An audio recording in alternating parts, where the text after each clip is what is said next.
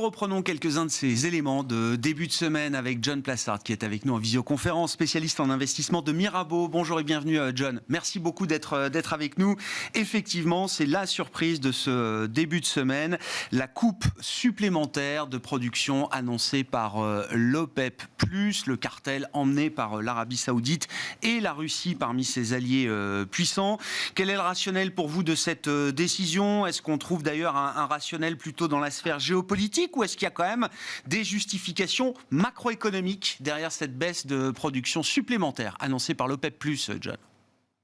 Bonjour Grégoire. Alors, je pense qu'il y a une partie géopolitique. Vous savez, le Financial Times rapportait ce matin que Riyad avait été extrêmement irrité la semaine passée parce que l'administration Biden avait publiquement exclu de nouveaux rachats de brut pour reconstituer le stock. Il faut rappeler qu'ils avaient baissé le stock pour faire face à une inflation très élevée et que la semaine passée, on a eu la secrétaire d'État à l'énergie qui a dit que le remplissage des réserves pourrait prendre des années. Et donc, évidemment, c'était à même d'irriter Riyad. C'est la goutte d'eau qui a fait déborder le vase. Et notamment lorsque donc, la secrétaire d'État à l'énergie avait tenu ses propos, on avait vu que le prix du baril avait un peu baissé. Donc, il y a évidemment un contexte géopolitique là. Et surtout, le fait que la Maison-Blanche, il n'y a pas très longtemps, aurait assuré à l'Arabie Saoudite qu'elle interviendrait pour acheter du brut pour reconstituer sa réserve stratégique lorsque les prix baisseraient. Alors, il faut savoir ce que ça veut dire lorsque les prix baisseraient, mais apparemment, c'était dans les eaux des prix qu'on avait par le passé. Donc, ça refroidit l'Arabie Saoudite et évidemment, ils sont arrivés. Alors, il faut juste noter une chose, Grégoire, c'est que c'est assez rare de faire ce type d'annonce en dehors des réunions. Donc, c'était une réunion qu'ils considèrent comme étant une réunion d'urgence. Une réunion d'urgence alors qu'il n'y en a pas vraiment besoin, à part le fait qu'ils ont été apparemment vexés. J'ai appelé ça le poison d'avril, John. Non mais la question étant, jusqu'où ce poison peut se diffuser, se disséminer dans la partie économique et inflationniste notamment? C'est évidemment la question principale. Vous savez, si vous prenez l'inflation aux États-Unis et le CPI, eh bien, vous regardez que, évidemment, on est le premier point, le premier poids sur le CPI, c'est la location. La location d'appartement, ça fait 24% de la constitution du CPI. Mais après, si vous regardez, qu'est-ce qu'il y a à 8,6%? Vous avez l'énergie et vous avez aussi la nourriture. Donc, évidemment, si on avait, alors c'est peut-être pas le cas, c'est peut-être un feu de paille, mais si on avait les prix de l'énergie qui devaient monter, continuer de monter après cette décision notamment et les décisions que vous avez décrites avant, Grégoire, eh bien, évidemment, ça aura un impact sur l'inflation européenne, évidemment, qui est encore plus importante, mais sur l'inflation américaine aussi. La deuxième chose qu'il faut rappeler, c'est évidemment ce matin, ou c'était hier plutôt, mais ce matin, lorsque Joe Biden va se réveiller, eh bien, ça va être un peu la soupe à la grimace. C'est les relations internationales qui sont impactées ici. Donc, il va y avoir des coups de fil qui vont rapidement se faire et potentiellement de nouvelles tensions. Et puis, la dernière chose, c'est évidemment la croissance. Si le prix du baril devait remonter fortement, mais comme vous l'avez dit avant, techniquement, c'est peut-être pas du tout le cas, mais si on devait voir le prix du baril monter à 100, vous savez, directement, vous avez les grandes banques américaines qui font leurs prédictions en disant qu'on va remonter à 100, eh bien, ça aura un impact aussi sur la croissance. Donc, je résume, inflation, relations internationales et croissance qui seraient impactées directement par ces décisions, celles d'hier, mais aussi les autres que vous avez citées juste avant. Entre le stress bancaire qui pourra générer un durcissement des conditions de crédit, entre l'action des banques centrales, avec un choc monétaire quand même d'une intensité historique, il faut s'en souvenir, qui commence à se voir un an après, et l'inflation peut-être par le pétrole, ou en tout cas un peu de réduction de demande avec des prix pétroliers un peu plus élevés, est-ce que le job est en train d'être finalisé pour une banque centrale comme la Réserve fédérale américaine ? Mais je dirais que les effets commençaient à se faire percevoir, puisqu'on a même vu vendredi, lors des derniers chiffres de l'inflation américaine, le PCE, que ça avait baissé. Donc on a quand même vu que la hausse des taux avait un certain effet sur l'inflation, notamment globale. Le problème ici, c'est que l'inflation, vous savez, je compare toujours l'inflation avec le dentifrice. Oui. C'est facile de le sortir, mais de remettre dans le tube, c'est assez compliqué. Qu'est-ce que ça veut dire? Ça veut dire que normalement, l'inflation reste, c'est très difficile de la faire baisser fortement. Je vous rappelle quand même une chose, Grégoire, c'est que si vous regardez les composants à nouveau de l'inflation, c'est ce qu'il faut regarder. On a vu évidemment que les prix de l'énergie baissaient, notamment en Europe. Mais je ne sais pas, vous avez dû voir ça la semaine passée.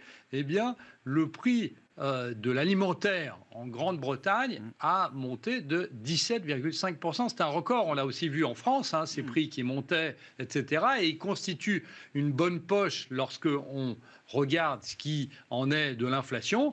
Et les problèmes avec le prix de l'alimentaire, contrairement au prix de l'énergie, c'est qu'ils mettent beaucoup plus de temps à baisser. Donc on est dans une situation un peu compliquée pour les banques centrales parce qu'effectivement, le pic de l'inflation est très certainement derrière nous. C'est difficile de dire qu'on est certain, mais bon, c'est la forte probabilité.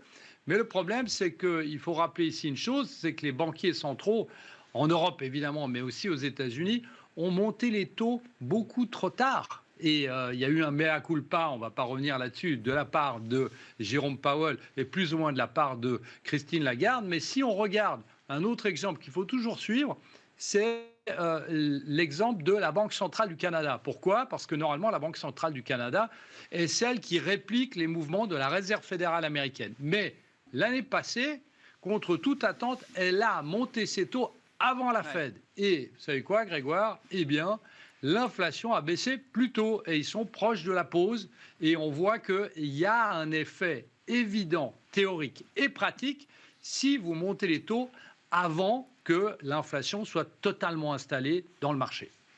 Bon, on suivra. Il y a quelques décisions de banque centrale cette semaine de rang secondaire. On a l'Australie notamment demain, la Nouvelle-Zélande mercredi, et puis du côté des grands émergents, l'Inde rendra sa décision jeudi. Les banques centrales majeures occidentales reprendront leurs décisions de politique monétaire début mai. Désormais, qu'en est-il du stress bancaire un peu plus de 3 semaines après le choc SVB et la mise sous tutelle de la banque de la Silicon Valley? John, est-ce que le risque de tempête est désormais écarté ou est-ce qu'il y a encore l'idée qu'on est peut-être dans l'œil du cyclone, c'est-à-dire dans la zone d'accalmie avec la tempête qui tourne autour? J'aime bien cet exemple d'œil du cyclone parce qu'effectivement, on a l'impression ce matin en lisant les journaux que plus personne ne parle de stress bancaire, presque. Malheureusement, il y a chez nous, en Suisse, l'UBS qui inofficiellement a dit qu'ils allaient couper 30% de leurs employés. Donc ça fait près de plus de 30 000 personnes en tout, ce qui, si c'est vrai, c'est un impact évidemment dramatique. Mais de l'autre côté, il faut rappeler aussi une chose, c'est que lorsque vous avez Jérôme Powell, il y a exactement 3 semaines, le mercredi soir, qui fait un discours devant le Sénat. Et son discours est très hawkish. Il parle du fait qu'ils vont continuer à monter les taux d'une manière extrêmement agressive pour combattre l'inflation. Et le lendemain, eh bien, vous avez la faillite de la Silicon Valley Bank. Qu'est-ce que ça veut dire? Ça veut dire que Jérôme Powell n'était certainement pas au courant de ce qui se passait dans cette banque régionale et dans les autres banques régionales. Donc, en fait, ça m'amène à dire que très certainement aux États-Unis, eh bien, la question du règlement de la problématique au niveau des banques régionales n'est pas terminée. Il faut quand même rappeler ici que les banques régionales aux États-Unis, c'est 80% des prêts de l'immobilier commercial, 60% de l'immobilier résidentiel, 50% des prêts commerciaux et industriels et 45% des prêts à la consommation. Donc ça veut dire que c'est vraiment le cœur, le poumon de l'économie américaine.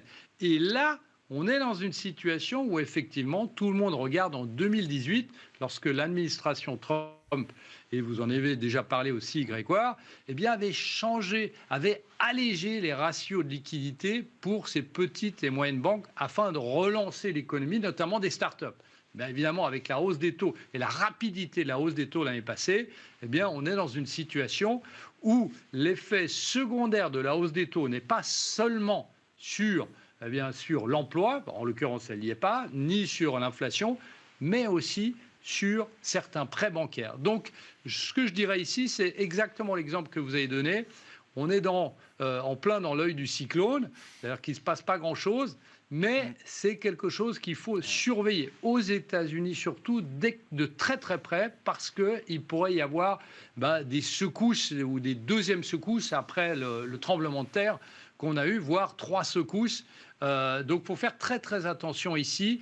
Et la partie, on sait surtout sur le secteur bancaire, c'est que, vous savez, c'est les 3 T, on dit aux États-Unis, trust, trust and trust, c'est-à-dire qu'il faut rétablir la confiance. Et la confiance, eh bien, elle ne se rétablit pas du jour au lendemain. Bon, on suivra les impacts, effectivement, semaine après semaine, à travers notamment les données hebdomadaires d'évolution du bilan de la Réserve fédérale américaine et puis les données de crédit distribuées avec sans doute des indicateurs haute fréquence beaucoup plus présents aux États-Unis qu'en Europe qui permettront d'affiner un petit peu ce jugement sur ces tensions bancaires qui auront marqué le mois de mars. Merci beaucoup, John. John Plassard avec nous en visioconférence pour entamer cette semaine, spécialiste en investissement de la banque Mirabeau et compagnie avec nous depuis la Suisse. Voilà pour cette édition de la mi-journée de Smart Bourse. Retour de l'émission évidemment à 17h ce soir en direct sur Bismart.